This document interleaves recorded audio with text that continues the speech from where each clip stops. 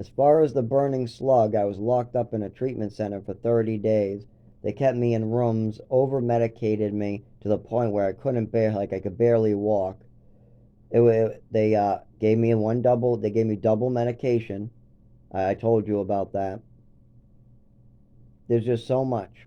There's just so much that happened in those 30 days, as well as my education was lacking. Because, of course, they're not going to give me any special care or try to fill in the blanks. I'm just supposed to know everything that's in front of me for that month.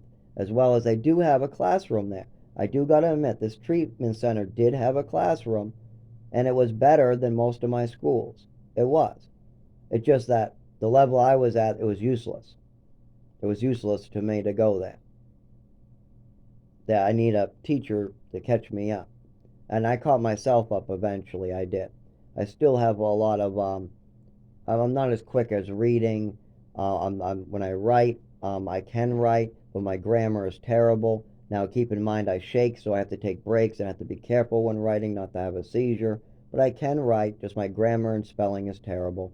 I miss a punctuation here or there, but it does hurt incredibly, and I am risking a seizure, but I do it anyway.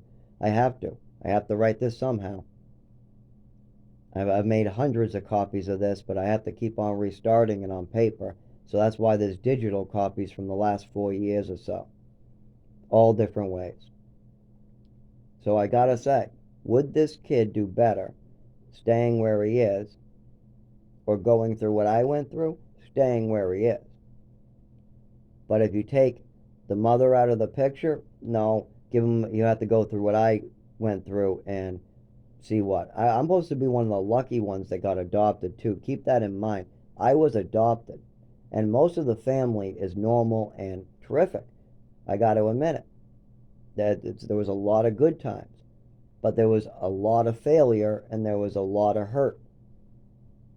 My mother was the main aggressor, but you also had a lot of other craziness going on.